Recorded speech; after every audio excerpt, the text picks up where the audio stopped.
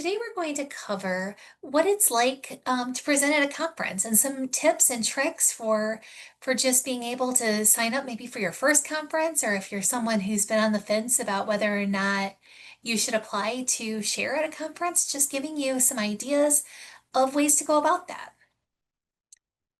It will be very informal today, so if at any time you'd like to add anything to the chat or unmute and share something, please do so. We will jump right in. I'm Michelle Wagner. I'm a Director of Educational Services here at Wayne Risa. I have presented at multiple conferences across the state, and one of the greatest things about being at Wayne Risa is this is something we get to do on a regular basis. We get to present to colleagues across the county and across the state just all the time, so it's something that I'm very familiar with.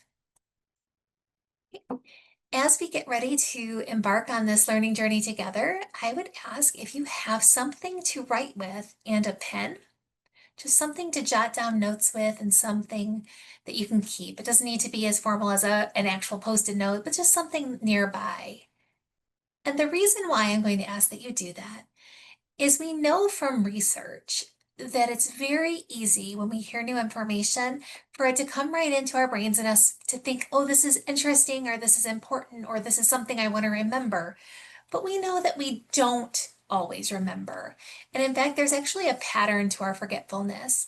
And after about 60 minutes, we're much more likely to have forgotten something that we heard. And so when you think about this split session being 60 minutes, at the end of our time together, it's very likely that what was shared at the beginning won't be remembered. And that actually goes way up in 24 hours. So you're going to remember even less in 24 hours. So what we like to do is to disrupt or interrupt that pattern of forgetfulness. And one way to do that is just by jotting some notes. I'm a big proponent of post-it notes. I like to jot myself down a few notes. My personal rule is three. I try and take 3 notes whenever I'm in a professional learning session, 3 pieces that I really want to remember, 3 things that I hope I walk away with and keep. And the way I do that is if I've got a fourth thing, something has to come off my list. Now, the great thing is a lot of times that fourth piece actually stays with you even if you take it off the list, but I just like to write it down. So if you keep those notes right by you, we're going to try and disrupt our pattern of forgetfulness by just putting this note somewhere where we'll see it and we'll be able to refer back to it and remember what it was that was shared today. So again, I just want to welcome you all to this space. We have a few more friends joining us. I'll put the link one more time to the sign in the chat, and then we'll get started. As I was preparing for this session, one of the things that I thought of was I wanted to do a balance of helpful tips, those pieces that I think are just really important when you're presenting, things that might not be common knowledge, or they might not be something that you think of when you think of presenting. So I'm going to try and put some of those in here as well. So expect a few kind of tech tips or pieces that I hope help just any presenter that have certainly helped me. The first one I want to talk about is pinning a tab. So if you take your tab that you have open, your presentation slide that you have open, and you right click on the actual tab on this little part right here, you can pin it. And what that does is it moves it over. You can see how my slide deck is this little tiny tab. It's much smaller than the bigger one. And even if I accidentally close my browser, that will stay pinned. It's also much easier to find your browser later if you're looking for it. So if you're somebody who uses multiple tabs when presenting, maybe you go between the presentation and other browser windows, this is a way to immediately find it and get back to it. So it can really help.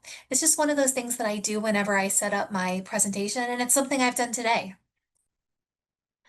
I also, when I think about my presentation, I try and link anything and everything that I can.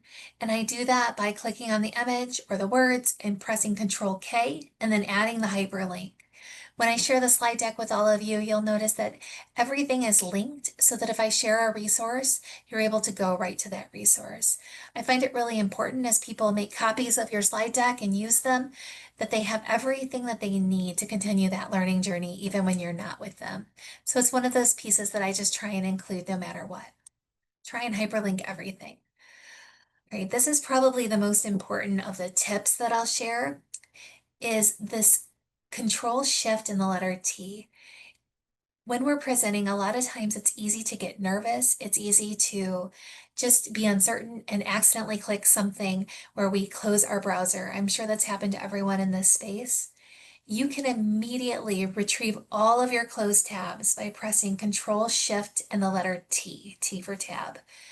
So if you accidentally close your Chrome browser, you can reopen it and then press Control Shift T and all of those tabs will reappear for you. So it's kind of like magic. But that's an important one as you're presenting in spaces. If you get nervous and accidentally click the X, tend to do that a lot. All right, now let's go ahead and jump right into the real heart of our professional learning today. Take a moment and think about the best professional learning that you've ever attended. So think about where you were, what the topic was. What was that best professional learning that you've ever attended? If you wouldn't mind, perhaps adding it to the chat if you're comfortable. If you don't feel comfortable, that's okay. You can simply write it down or just think about it. What was the best professional learning you've ever attended?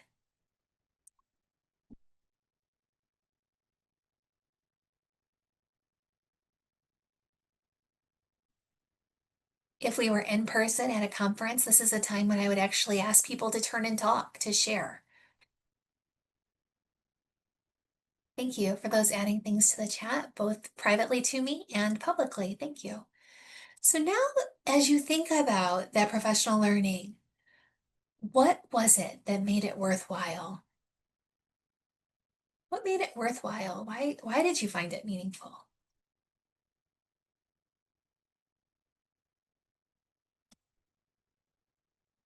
Seeing some familiar sessions there in the chat.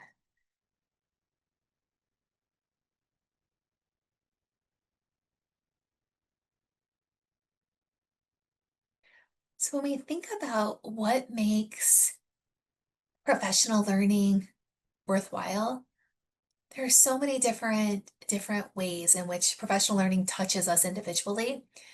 And I'm looking at this, and what I'm noticing is the idea of it being needs-based, engaging or interesting, provided additional information or clarification. I don't know what digital snacks are, but I'm very curious. Yeah, it's those professional learnings that really give you something you can take back and apply. And then I'm also seeing those interactive examples and it being pertinent. So the interesting thing is your answers actually, there's research to support those answers. And when we think about those, the actual research, I'm going to just dive into adult learning principles for a moment. So one place that I go for adult learning principles is the essential coaching practices for elementary literacy. I tend to lean into this document because I'm a former literacy consultant and an elementary school teacher and literacy coach. So this is where my background leads me. But what I'm about to share with you is not specific to literacy. Rather, it's to adult learning principles in general. So for a professional learning must be, in order for it to really apply these principles of adult learning, it has to be relevant. People have to find it relevant to what they're doing. I'm looking at the chat right now. We're talking, someone has mentioned military professional development. That is definitely relevant. If you are serving in our military, you want that professional development so that you know what to do. It's relevant to you. It needs to be engaging. It needs to make you interested. There needs to be something there that keeps you interested. It has to be an engaging presenter. It could be presented in a way that interests you. It just needs to be engaging. I like to vary some of the tools that I use while presenting just to make it a little bit more engaging for participants. We need to ensure that we're offering opportunities for reflection. We want to make sure people feel like they have a chance to absorb that information and that they can do something with it internally because we know that's where change happens. Are we giving people the opportunity to reflect on what's being shared? And finally, we want to connect it whenever possible to previous learning. Some of these are more difficult when we think about a conference, and I'm actually thinking about today's session. When you think about today's session, you signed up for one professional learning on this topic. So it's not necessarily connected to the bigger plan. So those last two actually become even more important because I need you to do some of the heavy lifting on that. You're looking for opportunities to see how does this connect to what I already know so that you can further this learning on your own. So some of these professional learnings, in order for it to be really impactful, we do need that audience participation to make it meaningful. Right. So when we think about what we might share, we really want to ask ourselves what's worth sharing. And to me, there's two camps for this. I feel like there's always knowledge worth sharing. So this would be those pieces you've learned something and you think, if other people knew this, they would want to know this. If other people had this information, life would be better. And then there's also experiences that we all have. So there are these two kind of camps, and you could kind of mold them into one. I would say knowledge and experience do go hand in hand very often. It's hard to talk about the knowledge that you have without applying it to your experience. But these are kind of the two big buckets that I see most professional learning falling into. One nice thing about this, when we think about presenting, is you don't have to be the smartest person in the world to present at a conference. You don't have to be a genius or to be an expert. In fact, I kind of shy away from that word expert sometimes because I feel like we're all constantly learning and growing this area. This quote by David Weinberger is is it resonates with me. The smartest person in the room is the room. We want to make sure that we're opening up opportunities for people to share and to gain understanding of what it is that we're sharing because we never know who in the room might actually have more experience and more knowledge about a topic than even the presenter. And so giving them the opportunity to share with one another and turn in talks or just small group discussions, it's so important. So why might you choose to present? So when you think about, okay, I've got knowledge, but why would I present? Give me just a second to read this.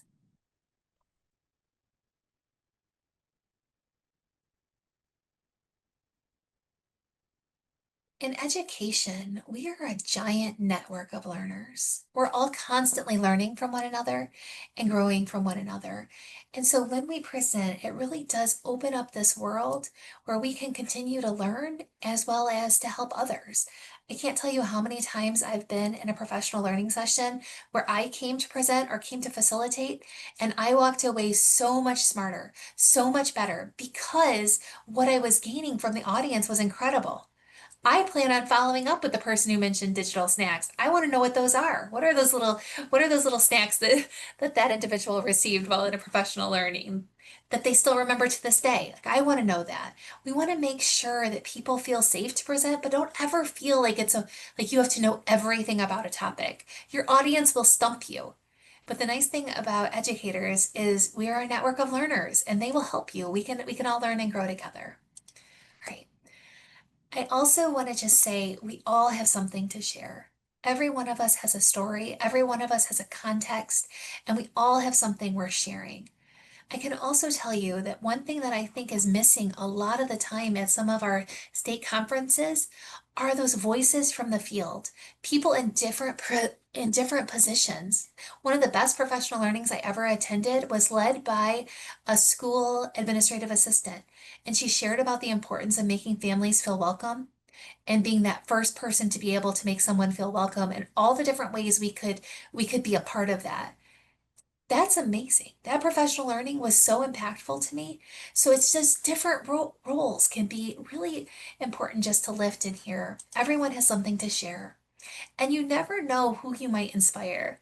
I think a lot about this. I feel like when I think about some of the great speakers, they have no idea that we're sitting there listening to them when they're speaking.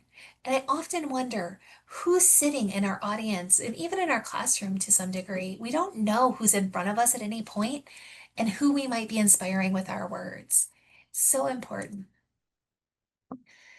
So I'm going to share just a quick minute and a half clip from Simon Sinek. You're probably familiar with Simon Sinek. He does a lot on leadership and he's super inspirational. And in this clip, Simon is going to talk about two things that he thinks are important to when you're presenting, two things that you want to share. And he's actually not even speaking specifically about an official presentation, but rather just when we're sharing ourselves, when we're sharing information with others.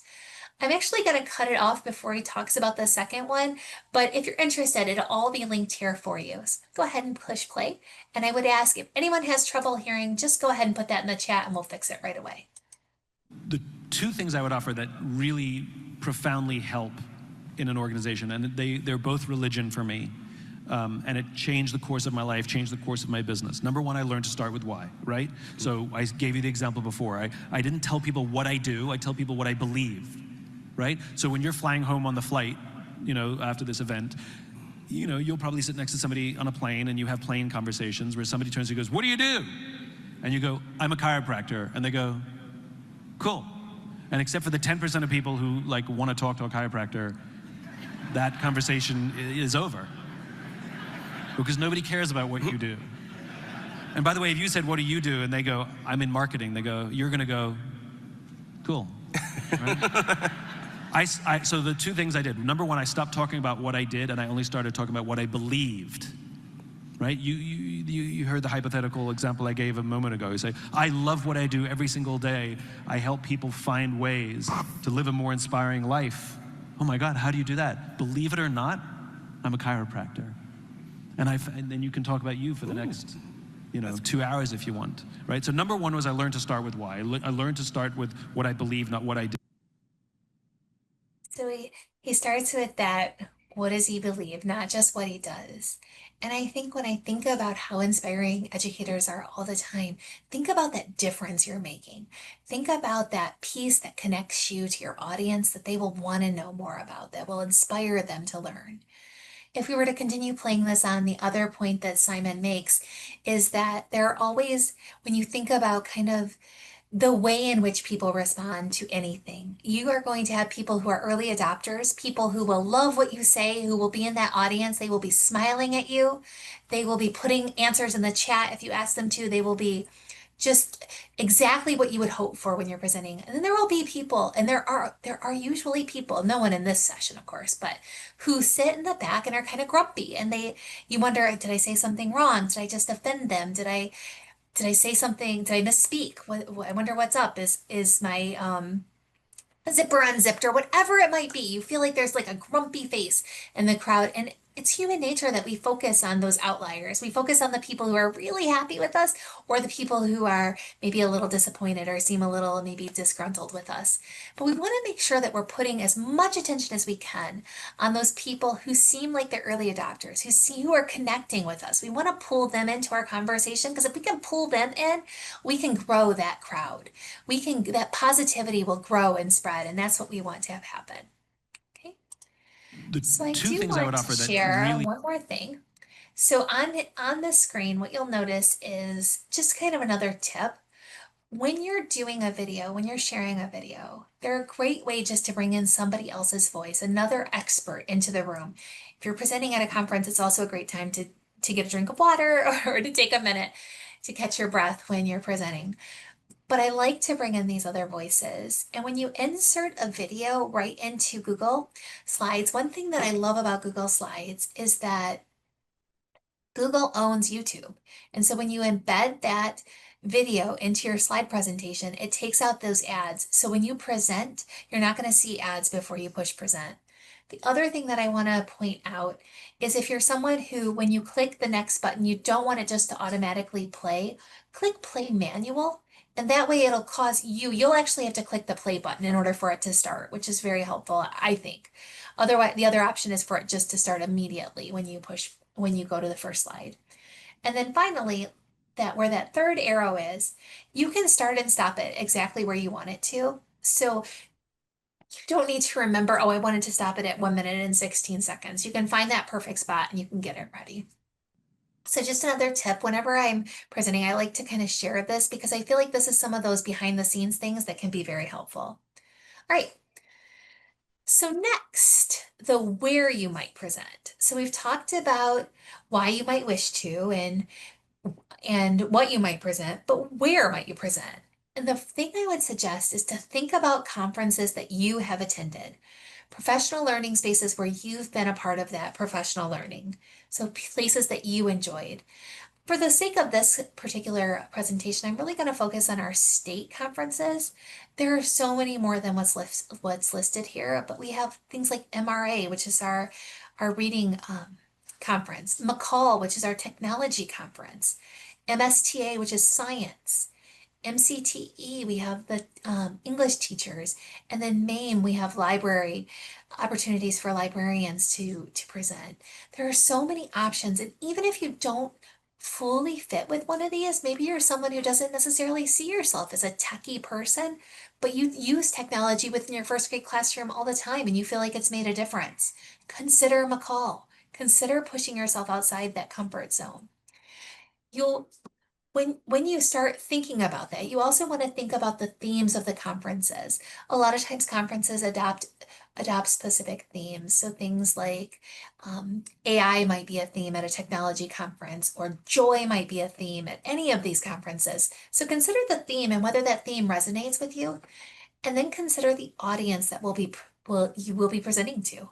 Which one of these groups might benefit from the message you have to share? So when you think about applications and submitting proposals, I always suggest that you come up with a timeline template for those due dates. When you look at those conferences, one of the first things you're probably going to want to do is look at when things are due. When do you need to submit for the conference? And just know you might be a year away from being able to apply to be a part of this conference. A lot of times they close those openings early for applications. So just kind of keep that in mind. You can set a reminder for next year, but consider that timeline. Also consider what materials do you need. I will tell you, probably you're going to need a headshot, so a picture of yourself. For teachers, I feel like this is easier than for a lot of professionals because we actually tend to get our pictures taken on picture day with the kids. So this is a great way, just make sure you put that into a special folder, or if you have a really good photo that you'd like to use, keep that professional photo so that you have it. You also want to sign up for their mailing list so that you can be the first person to see when they're accepting applications or proposals for professional learning. You also want to think just about some of the cautions that are out there. So these are some things they're easy to forget, but just to keep in mind. You want to check with your district if it's during the school year, just to make sure that you can actually take off the time if you get accepted, or perhaps your district will actually send you to the professional learning opportunity. But just check with your district so you know what the rules are, so you're not caught off guard. You're not super excited to attend a conference somewhere and then find out, oh, you can't get off of work for that. Another thing is to know the cost. Not all conferences comp your the cost of the conference when you're a presenter. Some of them do, a lot of them do, but it's not always, it's not a guarantee. And then also if it's not nearby, you may actually have to pay for a hotel or those pieces. So just kind of to keep all of that in mind, know what you're getting into before you sign up. It's never fun to have to send those emails saying, I'm sorry, I can't make it. I also will say too, things happen. So if you have to send those emails that say, I'm sorry, I have to back out for some reason, the people putting those conferences together know that emergencies happen. I once had to have my appendix out right before McCall, so I couldn't present. So things happen, but we try and if we commit to doing something, we want to honor that to the best of our ability. Okay. So since this was we were talking a little bit about timelines and just keeping everything straight. Just share another tool that I use a lot for this very application, and it's Google Keep. It's one of my favorite Google tools. You can find it at keep.google.com. It's one of the only Google tools that I actually like the app version for my phone better than the desktop version, but I use it constantly. And it's super simple if you've never used it. It just lets you take a note or set a reminder, which for these types of conferences is really helpful. So you can take a note about maybe you just came across a great idea and you just want to remember it for the next time you're presenting. I actually have a keep note that's called videos to share. And they're just anytime I run across a clip of something that I think would connect to a professional learning that I might do, I put it in this folder for myself, this little note, so I can easily find it. So you can take a note, just pieces, just whatever, oh, there it is even, the inspirational videos. So I try and link all of that. The other thing that you can do is set reminders. The reminders can be location based. So if you want to remember when you get to a certain spot that you need to grab that book from your trunk so that you don't forget to take it in, you can do that. You can set it by a location. You can also set it by time and place. You can set those reminders just like you would for a calendar invite. Set a reminder to submit your application. You know, give yourself a few days so that you can get all of those pieces together, but you can set those reminders to do just that. Okay. It's also something you can access right within your slides, which is really nice too, because you can bring that note up while you're working within slides. And if you have those links, you can put it right inside there. I think when you're trying to decide where you might present, I would encourage you to think local as well. So, a lot of times we think about presenting at conferences, but the very first time I ever presented anywhere was I facilitated a professional learning at the high school I attended, and it was in the district where I taught.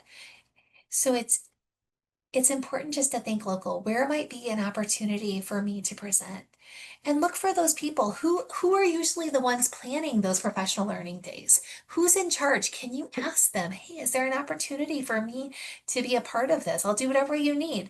And you might find that they're more than willing to let you help. So it's just think local to see if you even like it. You're already there, so it's a great place just to jump in. And no one has more context than the teachers who are currently teaching or to the educators who are serving in that district. So it gives you instant credibility when you're from there. So as you prepare to share, there's this question of, should I share this? Should I share this content? Should I share my slide deck? Should I share? What do I share? And I would encourage you to reframe that. It's not should I share, it's how should I share? Find ways to share. Find ways in which you can share your brilliance with the world.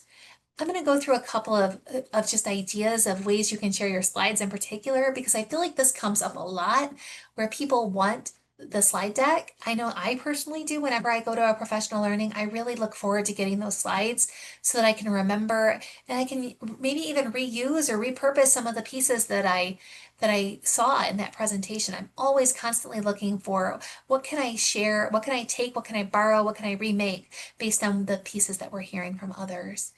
So a couple of ways that I like to share is the first one is I always want to make sure that I test my links by going incognito. So I do this so that I can tell what does somebody in the audience see who's not logged in to my organization or to my account? Did I remember to make something public? Did I make sure that the form was correctly shared? All these pieces, I always check my links by going incognito.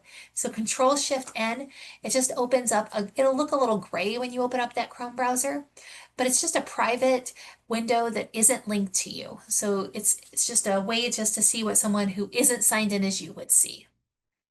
I also tend to share things as a template quite a bit.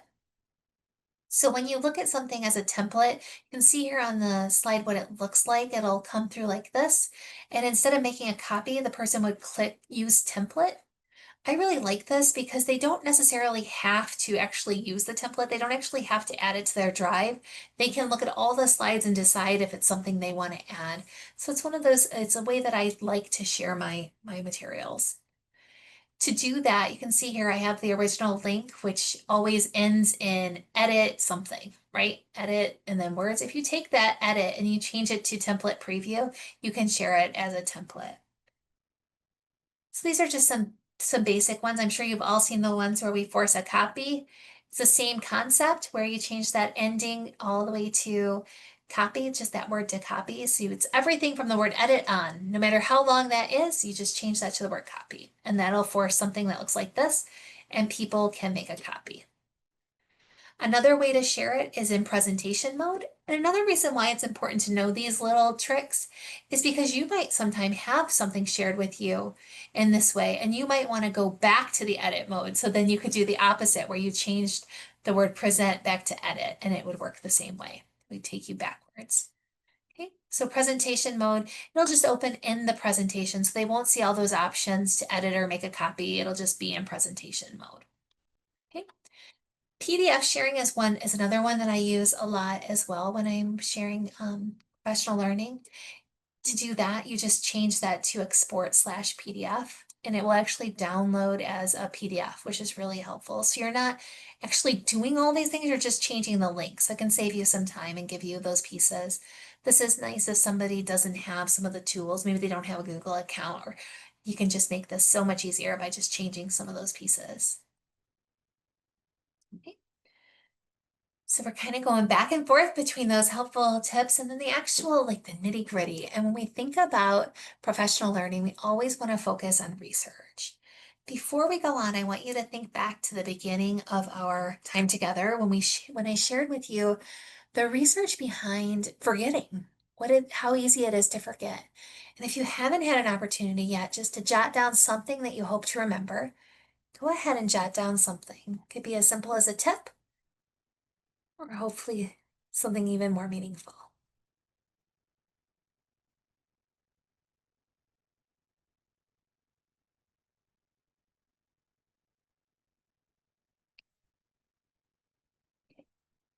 All right. So we always want to look for research when we're presenting. We never want to be in a position where we're sharing something that contradicts research or goes against current research. And there are some places that I like to go routinely for research. The first is scholar.google.com. I'm a big Google fan, and scholar.google.com or Google Scholar will actually allow you to get behind some of those paywalls. If you've ever tried to download an article and it says you've got to pay $10, Google Scholar is a great way to get around that. They have a lot of agreements with different universities and libraries where you can find some of that information. It's not a guarantee, it doesn't always work, but it's a good place to start. So I always suggest starting with Google Scholar. Next, What Works Clearinghouse. What Works Clearinghouse is amazing. It is exactly what it sounds like. It has so much research behind good practices for teaching, things that actually work. I explore this all the time, so it's a great place to go if you know that something's working well in your classroom. There's probably research to support it, and this is a good place to go for that. Or if you're looking for what might work in your classroom, that's a good place. Another place, the International Literacy Association, also known as ILA, a lot of research that we can gain access to. Many of it, you can browse those articles. Many of them are free for us to use and to download. It's a great place to go. If you've been to professional learnings at Wayne Risa before, a lot of what our literacy team pulls from is right from this site. So it's a great place just to come and find information. Oops.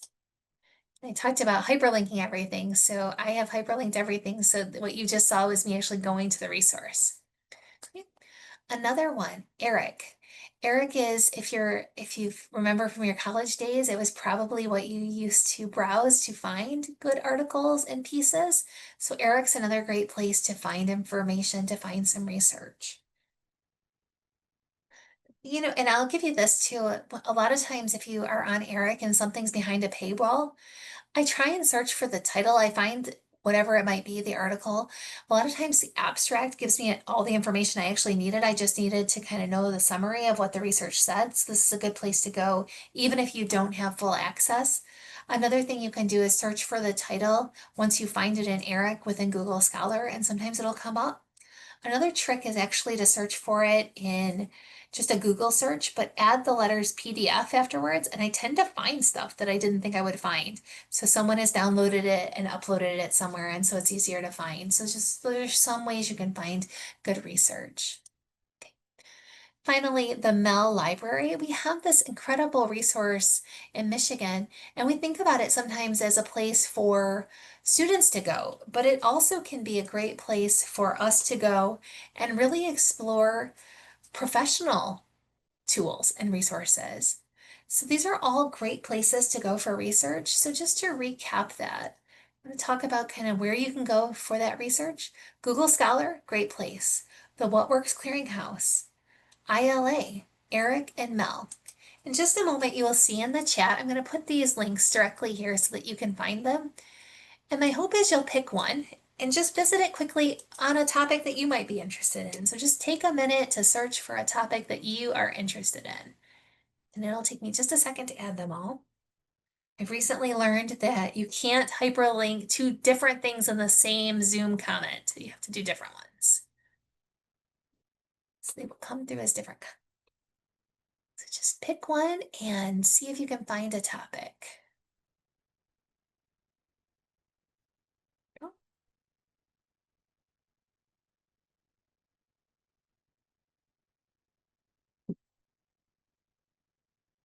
so it looks like some of you are already familiar with these tools. So go ahead and just explore. Come back together in about 5 minutes. Think about one more minute. Feel free to share in the chat if you'd like, maybe the topic that you researched or looked into, or even which of the tools you chose.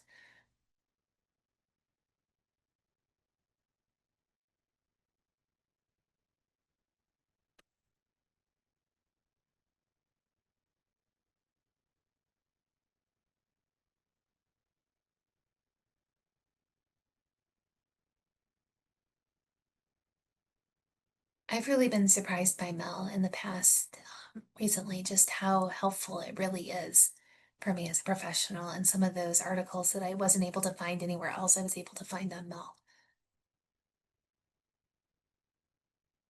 All right, we'll go ahead and keep moving forward. So you may be wondering, what about AI? And I do not want to for one moment suggest that I don't think that AI or artificial intelligence is important when we're creating presentations, because I do feel like it's a very useful tool. Oh, and I'm looking at the topics that people put into the chat. Awesome. I'm gonna stop talking for a second about AI and look at those answers.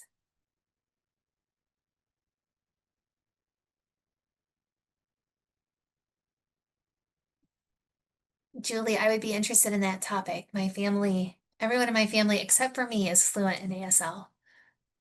Oh, very interesting.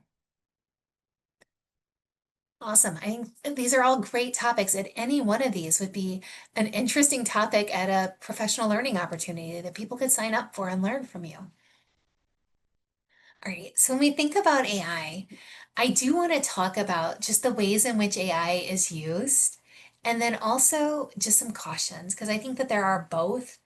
So one thing that I think artificial intelligence has made a lot easier is finding images and um, the old school part of me, the 1980s child, wants to call it clip art. But those things that make our slides beautiful, AI has made that so much more simple and so much easier in terms of copyright and because we can find those resources and we can have access to them. Most of the images you've seen in today's presentation have been created with a tool called Adobe Firefly. The nice thing about Adobe Firefly is that they stand behind their artwork and that it does not take from art that they do not own, and that they are willing to state that publicly. So I really appreciate that. So it's just something to keep in mind as you think about artificial intelligence and how it can help you. But I also want to just say that AI does still hallucinate. Hallucination is what is kind of a nice term for the fact that AI sometimes lies to you and gives you false information. So I want to share here, this is an actual screenshot that from my own chat GPT. So you can see there that I asked it to suggest a quote that might encourage teachers to share at a conference. So I was looking for something to inspire people to share. Okay, and then you can see it gives an empowering one. When teachers share their practice, they don't just teach others, they empower a profession. I love this quote. I love it so much, I can't tell you. I love it. And it says it's by Elena Aguilar, who I also love. I think Elena Aguilar is brilliant. Like, she's one of my favorite people. But when I asked it to cite the source for those quotes, it could not do it. It did not. And so I went and Googled it to see who said it. I can't find any record of the quote at all. So it just made it up. It was a good quote. I wanted to believe that it was real. I wanted to believe it was true, but I can't attribute it to her because I couldn't find it. That doesn't mean that I didn't use it. You might remember that I used this at the beginning of the presentation, and I'm using it again now because just because it's not a quote doesn't mean it's not worth sharing. It's still a good piece of information.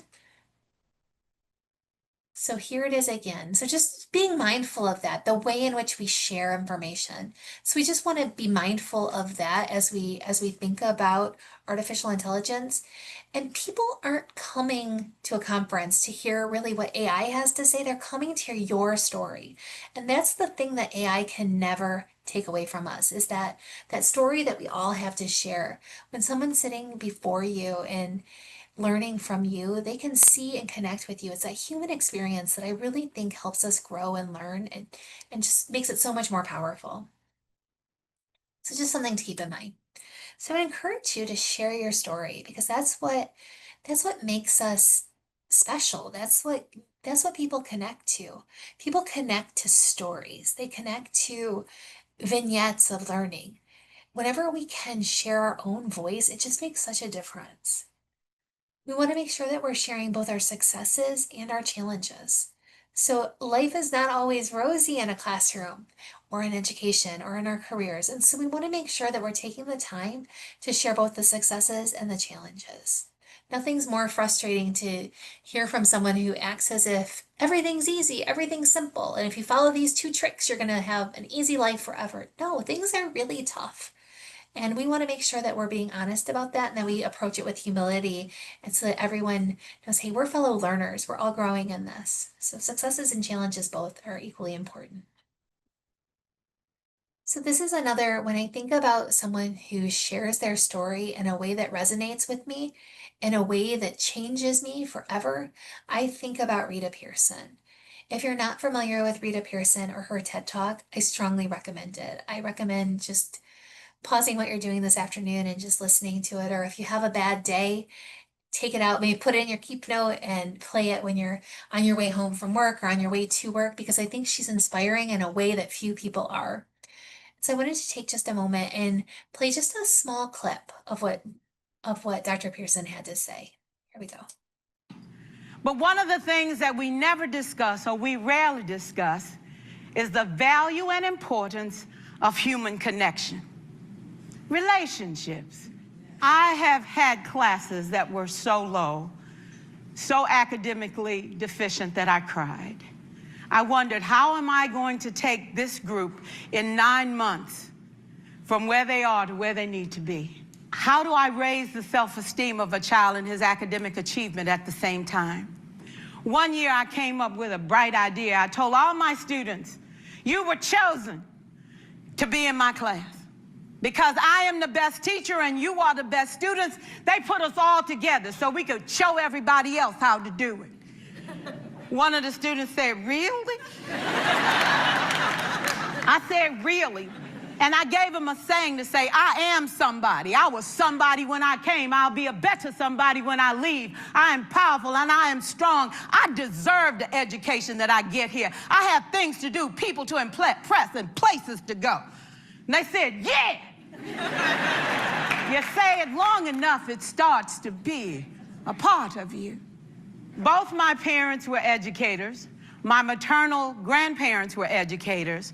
For years, I watched my mother take the time at recess to review, go on home visits in the afternoon, buy combs and brushes and peanut butter and crackers to put in her desk drawer for kids that needed to eat, and a washcloth and some soap for the kids who didn't smell so good. See, it's hard to teach kids who stink. Years later, after she retired, I watched some of those same kids come through and say to her, you know, Miss Walker, you made a difference in my life. You made it work for me. You made me feel like I was somebody when I knew at the bottom I wasn't. And I want you to just see what I've become. And when my mama died 2 years ago at 92, there were so many former students at her funeral. It brought tears to my eyes, not because she was gone, but because she left a legacy of relationships that could never disappear. Every child deserves a champion, an adult who will never give up on them, who understands the power of connection and insists that they become the best that they can possibly be. Is this job tough? You betcha. Oh God, you betcha. But it is not impossible. We can do this. We're educators. We're born to make a difference. Thank you so much. So when I think about Dr. Pearson, this her story, her connection, this woman that I've never met, I feel like I know her. I feel like I'm connected to her. When her name comes up in a conversation or I'm at someone's professional learning and they bring her clip in, I'm immediately connecting. I'm immediately invested because I feel as if I have a relationship with this individual. I've connected with her on a human level. And I think when we're facilitating professional learning, this can happen a lot. This chance to just connect in a way that you weren't expecting. And this back to, Dr. Pearson is no longer with us, but we're still continuing to learn and grow from her brilliance and her expertise because she put herself out there, because she was willing to share.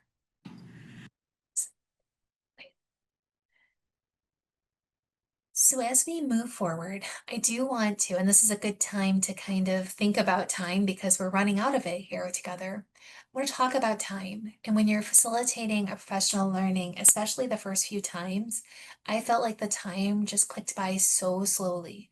And part of that was because I was talking far too fast because I was nervous. I was I was worried about the presentation. I wanted to make sure I got through all of my slides. And so things could feel very rushed. So when you look at the professional learning that you're applying for, that proposal that you're completing, when you think about it, make sure you're paying attention to how much time do you have. And when you think about that time, there are some specific things we want to consider. How long will you have to present? A lot of our conferences around the states are 60 or 90 minutes, but some are longer. Some can be a half a day. So if you haven't presented at that long yet, you might want to back down to just that 1 hour session. You might want to not go for the half a day yet, right? So you might want to start small. You also want to consider, are you sharing this stage? Our colleagues are just like us, and they will either speak very quickly when they're in front of adult learners, or they may actually slow down and tell more. So it just depends on who you're presenting with, but you just want to consider, am I sharing the stage, and is this person likely to take more time or less time? Just something to be aware of. I always like to have several stopping points. So places where at any point I can just stop the presentation and just be done. Like stop sharing and give an opportunity for a quick debrief. I don't ever feel like I have to get to the end of my slide deck. So I have kind of in my mind several anchors where I know, okay, I could stop here. If there were a lot of questions about Dr. Pearson's work, I could stop right there. I could just draw it to an end. So just having those stopping points in your mind so you know where you're going. I also suggest watching the clock and setting timers. Sometimes I'll set a timer for a 5 minute warning. Sometimes I'll set reminders for every hour so I can remember, okay, if I'm talking too much or if I want to make sure I give people breaks or a chance to turn and talk. So just thinking about those kinds of pieces so you can keep yourself on track. Another thing that can happen is you can finish early. One thing that just you want to plan for that. If you're signed up for an hour and you're done in 30 minutes, you can provide time for questions, give people a chance to discuss, have a chance for that private reflection. Those stop and jots as you go are a great way just to stretch out that learning time together, and it'll make it more impactful when you think back to those adult learning principles. We know that when people can apply and discuss their learning, it's much more likely to take root and grow. And same with that personal reflection piece. You're not wasting time, but that's important to embed in. It's just to think about that. I do think that people tend to learn from stories quite a bit. And so I wanted to share a quick story with you about time. On November 19th, 1863, and some of you might immediately know exactly what I'm about to share, a man by the name of Edward Everett spoke. He gave a beautiful 2 hour sermon, and he during his speech, people listened and they were so interested, and he spoke to the hearts of the people. He was well known and respected, and he spoke for 2 hours. And after him, someone got up and spoke for just 2 minutes. And at the time, the comments weren't great about the person who spoke for 2 minutes. But as many of you have already guessed, the person who came next, the person who spoke for just 2 minutes, was none other than Abraham Lincoln. And his words on that day, are known as the Gettysburg Address, and they're words that many of us in this space could probably recite at least a little bit of.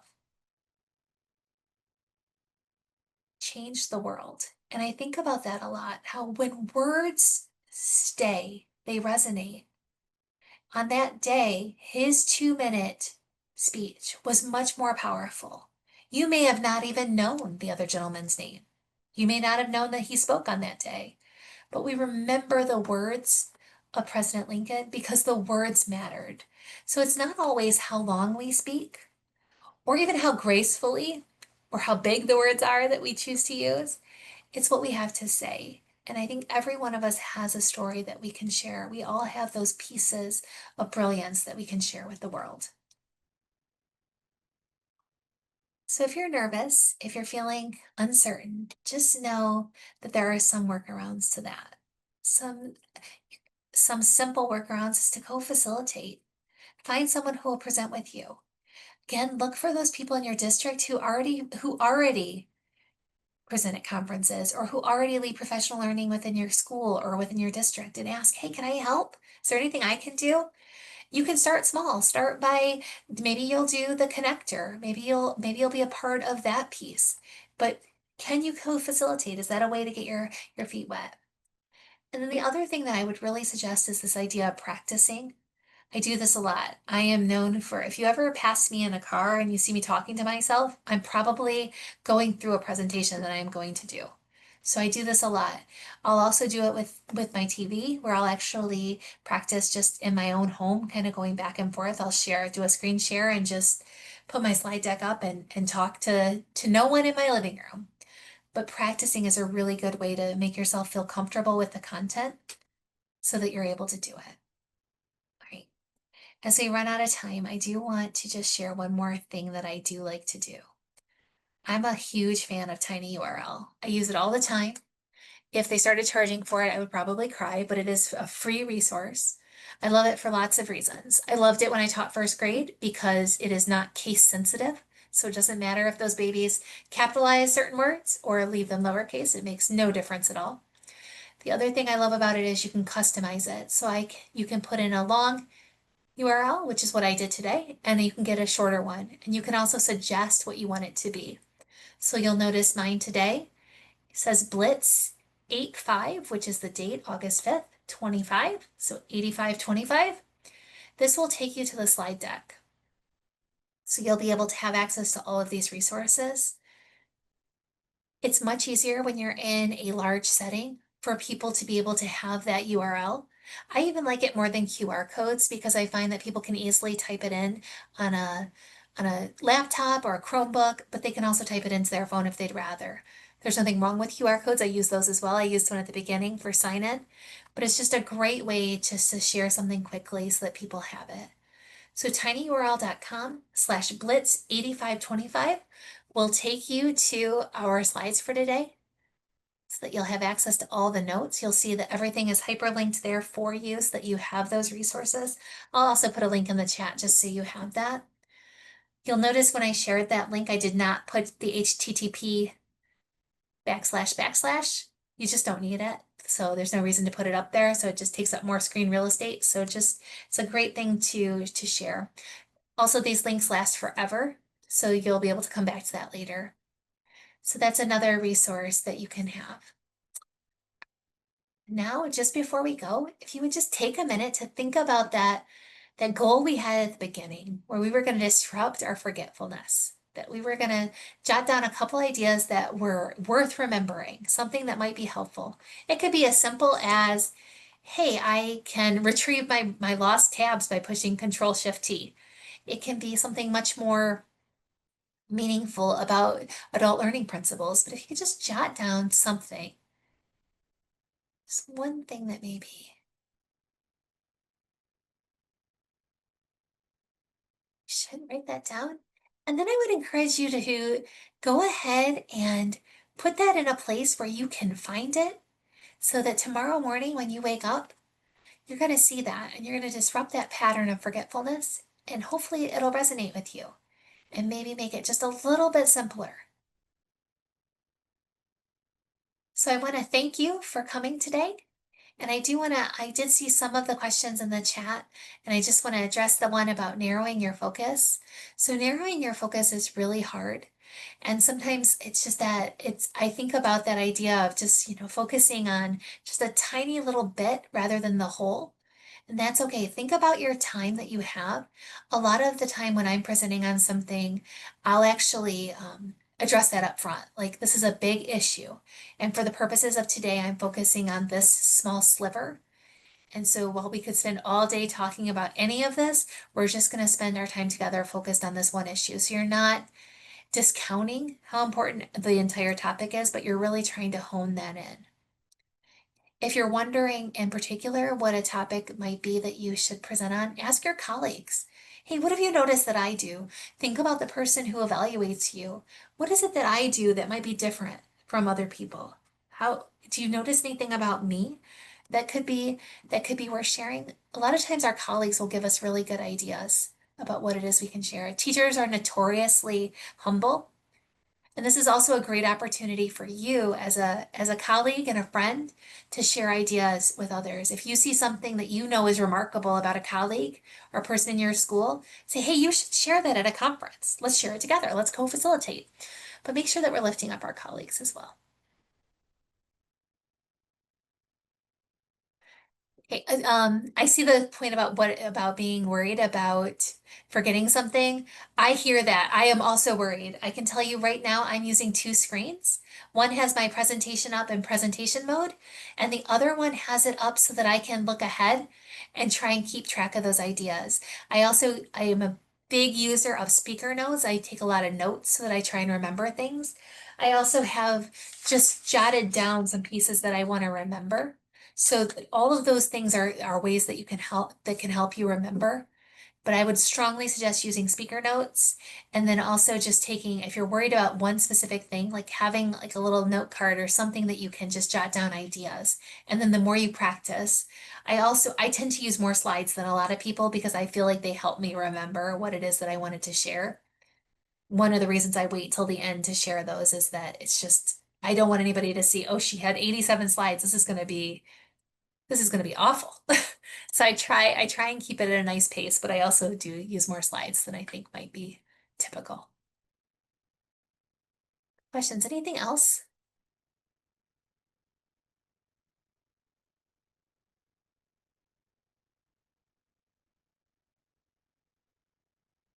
Well, thank you all very much. So glad that you were able to join us today. And please present. And if you happen to sign up to present at a conference in Michigan this year, I would love to hear about it. My colleagues would love to hear about it. We love to go in and learn from people in Wayne County and people in southeastern Michigan or all over Michigan. It's so wonderful to learn from people who are in the field doing the real work. So thank you. Have an amazing afternoon and enjoy your summer.